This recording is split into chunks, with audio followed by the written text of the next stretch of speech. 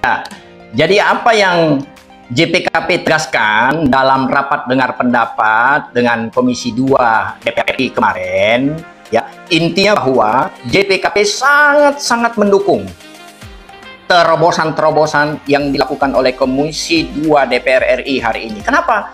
Karena dalam periode-periode sebelumnya tidak pernah ada yang seperti ini. Konsen terkait dengan bagaimana cara penyelesaian permasalahan agraria, konflik-konflik pertanahan tuntas. Dan DPR, khususnya Komisi 2, saat ini luar biasa. Ya. Saya hormati saudara-saudara yang tergabung dalam jaringan pendamping kebijakan dan pembangunan JPKP. Dari persoalan Bapak Ibu dan Saudara sekalian yang sudah terekspos di media, rame banget ya. Mau dilihat di TikTok ada, mau di Instagram ada, mau di Facebook, Twitter, online, mainstream, YouTube ada semua. Maka kita merespon dari apa yang Bapak Ibu dan Saudara sekalian kirimkan ke kami, dan juga apa yang ada di wacana publik, maka negara harus hadir. JPKP kami persilakan. Ya, oke. Pak Pimpinan, terima kasih atas kesempatan yang sudah diberikan. Memang miris ya Pak Pimpinan berikut dengan semua. Jadi kalau mendengar apa yang sudah disampaikan oleh korban-korban tadi Pak Pimpinan, kami sangat miris mendengarnya. Pada dasarnya kami memang JPKP dan YAPENA itu adalah dua lembaga yang berbeda, tetapi pada hari ini tuh kami hadir di sini itu sebagai mitra memperkuat apa yang telah diperjuangkan oleh korban-korban mafia tanah yang disampaikan tadi.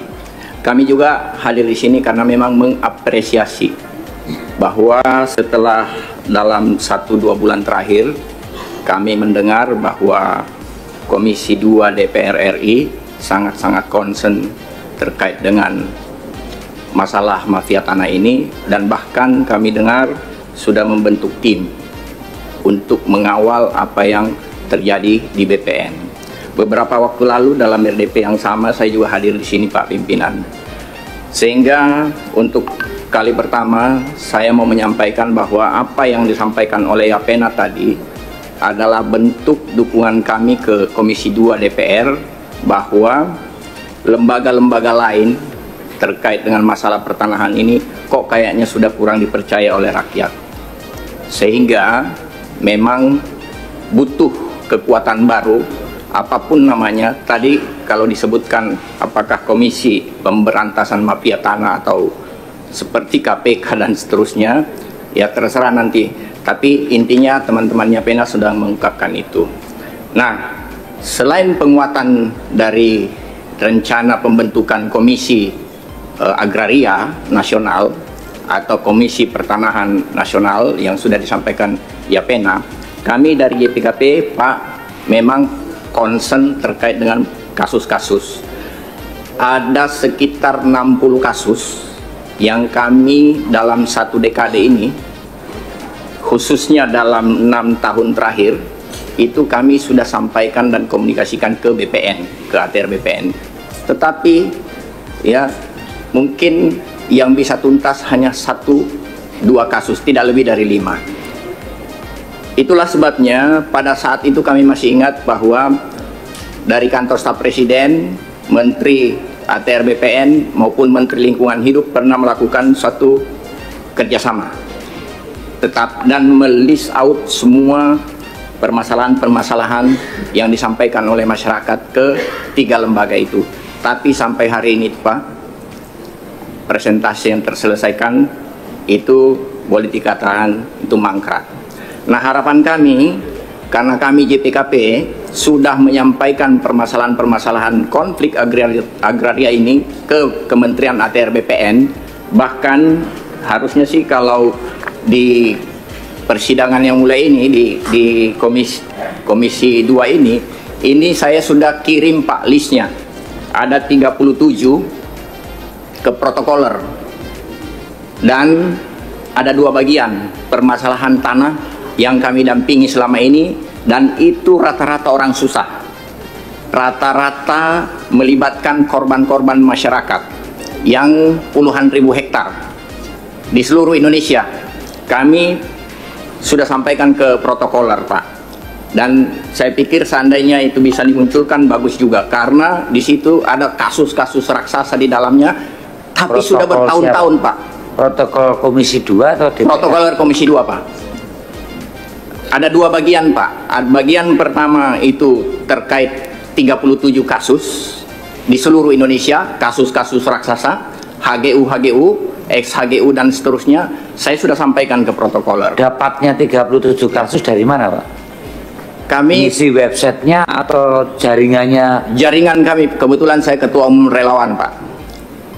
Saya ketua umum relawan JPKP, dan kami hadir di Berapa seluruh jaringan Indonesia. sekarang, Pak? Jaringan pendamping kebijakan pembangunan Se-Indonesia berapa? JPKP.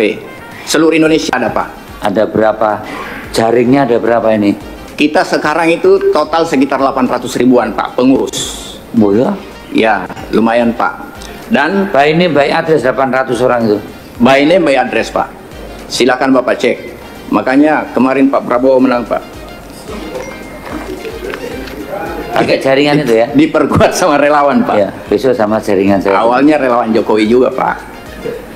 Tapi tidak apa-apa, mungkin teman-teman DPR juga ada yang sudah mengenal Pak JPKP. Berarti yang Ya. lewat jaringan ini di pemerintahan Pak Prabowo harus selesai? Harus selesai, tapi masalahnya begini, Pak. Loh kok mas? Kawan saya, senior kami, kawannya Bapak juga sekarang sudah jadi menteri, Pak Nusron. Kalau waktu Pak Nusron menterinya Pak Prabowo? menteri kita, Pak. Oh ya, Menteri yang kita. sampai dukung jadi presiden? Ya, menteri kita, Pak. Menteri Nanti kita dulu, sama. sampai jangan dikoma dulu. Jadi maksud saya begini, Pak. Karena yang saya sebutkan, kasus-kasus yang saya sudah kirim ke protokoler ini kan sudah sebelum zamannya Pak Nusron. Sudah lama tahan sebelum Pak Nusron sudah dimasukkan kan? Sudah lama, tapi tidak selesai-selesai. Lalu kemudian hari ini kami mendengar lagi kasus-kasus yang banyak seperti ini. Sehingga Yapena dan JPKP berkomitmen, sepertinya kalau mengharapkan BPN, ya, jeruk makan jeruk tidak selesai-selesai, Pak pimpinan. Sehingga satu-satunya pintu melalui DPR, Komisi 2 yang konsen terkait masalah pertanahan, mitranya BPN, seyogianya menjadi pengawas, menjadi kontrol, monitoring, dan diperkuat, diberikan kewenangan untuk membentuk tim ini secara independen supaya mengawasi kerjanya Kementerian ATR BPN sebagai mitra di Dewan Perwakilan Rakyat. Kalau tidak dilakukan, Pak, saya sangat yakin dan pesimistis permasalahan pertanahan ini tidak akan berjalan dengan baik. Kemarin di Dewan Terhormat ini saya sudah sampaikan, Pak, bahwa bagaimana mungkin, Kemarin udah kesini? kemarin saya pernah ke sini, Pak, kebetulan dengan rekan yang lain Di ruangan ini? di ruangan yang sama, Pak. Pimpinannya yang agak beda, Pak. Saya bilang ke pimpinan rapat pada saat itu, saya bilang, Pak pimpinan, ini kan institusi, mohon izin dari BPN, saya tidak mengatakan ini nama-nama, Pak, tetapi institusinya ini agak mirip-mirip rampok, Pak. Merampok tanah masyarakat. Contoh, ada HGU sudah selesai masa HGU-nya. Waktu konsensi terbitnya HGU, Fokus saja yang sampai ya, pegang. ini kan salah satu 37 itu, Pak. Oh, ada di situ. Betul, Pak. HGU. Betul, Pak. Ada di 37 item ini. Makanya saya sampaikan bahwa ini mirip-mirip semua, karena ini mafianya ini Yang perorangan berapa? Yang perorangan berapa itu? Yang perorangan itu tidak lebih dari 3, Pak. Oh, semua HGU. Semuanya ini komunal. semuanya ini korban banyak, Pak. Dan yang saya bawakan ini bukan yang bayar, Pak. Kami relawan-relawan ini semua ya, yang kami bawakan ini memperjuangkan komunal-komunal masyarakat, Pak. Oke. Ya, bukan yang pribadi-pribadi. Tapi apapun, meskipun itu pribadi, Pak, harus tetap diperjuangkan. Apalagi ini komunal, Pak, yang mengorbankan puluhan ribu masyarakat, puluhan ribu rakyat. Kami sampaikan tidak selesai di BPN. Sehingga kami memang hadir di sini butuh memperkuat Komisi 2. Tolong, Pak, secepatnya buat tim yang independen ini, buat timeline untuk masing-masing semua permasalahan yang masyarakat yang sudah disampaikan oleh BPN. Tanpa itu, Pak, maka permasalahan masyarakat tidak akan pernah selesai. Terakhir, Pak, saya dari 37 saya sortir 2 contoh saja yang sangat-sangat konkret yang mungkin kebetulan Kanwil. Bentar, saya perpanjang 1 jam, selesai pukul 16. Ya, satu, ini cuma 2 menit, Pak. Khusus di Jakarta, Taman Mini itu, Pak, ada namanya Padepokan Taman Mini. Sudah 40 tahun masyarakat berdiam di sana, sekarang mau digusur, Pak. Turun-temurun mereka tinggal di situ, lalu kemudian dengan tiba-tiba hari ini itu mau digusur. Peningkatan alasak diajukan, tidak pernah itu diterima. Itu yang pertama. Yang kedua, Pak, ada kasus di Luwu Timur. Di Luwu Timur itu namanya Desa Mantadulu, Kecamatan Angkona. Karena pengembangan ibu kota pada saat itu, Palopo, akhirnya dibarter oleh pemerintah daerah, dan ternyata tanah yang dibarter oleh pemerintah daerah itu dengan PTPN 14 adalah tanahnya masyarakat di Desa Mantadulu, Kecamatan Angkona, dia bersertifikat, Pak. Lalu akhirnya tanah bersertifikat ini dikuasai oleh PTPN 14. Sampai hari ini terkatung-katung, Pak. Bayangkan tanahnya masyarakat bisa dirampok seperti itu. Terus terakhir, Pak, ini tanah Kimal di Lampung, Pak, pemukiman untuk Angkatan Laut. Itu di Desa Modokuro, Sawojogor, dan Wonomerto. Itu, Pak, menurut keterangan Bupati pada saat itu, luasannya misalnya itu 1000 hektar, tetapi ternyata TNI Angkatan Laut membuat pemukiman di sana itu meningkat, Pak. Beranak, Pak, jumlah besaran luasnya. Sehingga pada saat dicek di sana, Pak, tanah itu tanah bersertifikat dan masyarakat yang memilikinya. Akhirnya apa, Pak? Masyarakat sekarang yang ada di sana itu betul-betul luar biasa terintimidasi dan tidak bisa mendapatkan haknya. Nah, dari 37 item ini yang saya sudah kirimkan ke protokoler, Pak, mohon izin nomor surat, objek, subjek, luasan dan segala macam, jumlah korban dan seterusnya itu sudah ada. Tolong menjadi perhatian khusus dari Komisi 2 dan seterusnya tim yang dibentuk oleh Komisi 2 untuk memberantas mafia tanah ini. Tolong, Pak, itu dipercepat. Sekian dan terima kasih. Ya, memang JPKP ini punya agenda, ya, bagaimana untuk mewujudkan apa yang dikehendaki, diinginkan oleh Komisi 2 DPR RI dan dinantikan oleh seluruh masyarakat Indonesia. Ya, ada 4 rekomendasi utama yang saya sampaikan pada saat RDP itu. Yang pertama, bahwa bagaimana DPR untuk secepat-cepatnya bisa membentuk suatu Komisi Agraria Nasional yang independen, ya, mungkin sama seperti KPK atau lembaga lain, yang intinya itu secara independen. Lalu yang kedua, ya, setelah berdiri ini Komisi Agraria Nasional atau apapun namanya yang secara independen, sudah harus bisa merumuskan bersama-sama dengan DPR, ya, terkait dengan konflik-konflik pertanahan itu, punya pengadilan pertanahan secara mandiri, tidak tergabung dengan, ya, masalah peradilan-peradilan yang sifatnya umum.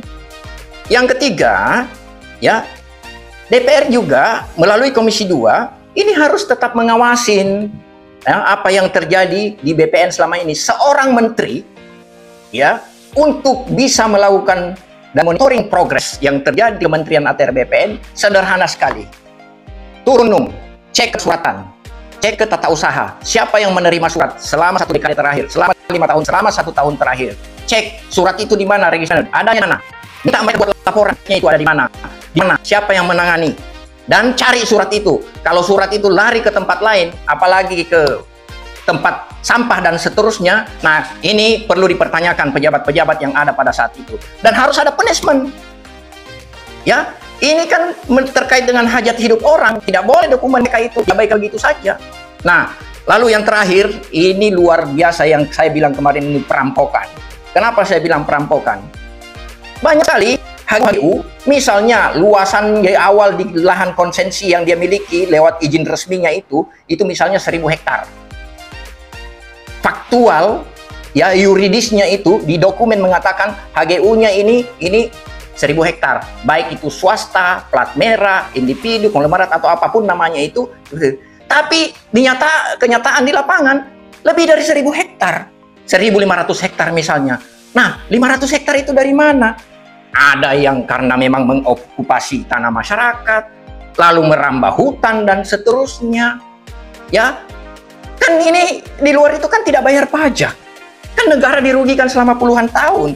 Lalu kemudian yang pertambahan luas itu tanah-tanah masyarakat, tanah kehutanan dan seterusnya. Ini kan okupasi namanya. Tanah masyarakat jelas menimbulkan konflik. Dan disitulah punya gesekan. Tapi tetap aja yang menang itu adalah koperasi yang besar-besar. Masyarakat kan tidak punya kekuatan. Diancam-ancam pakai baju coklat, diancam-ancam pakai aparat dan segala macam. Ini tidak boleh.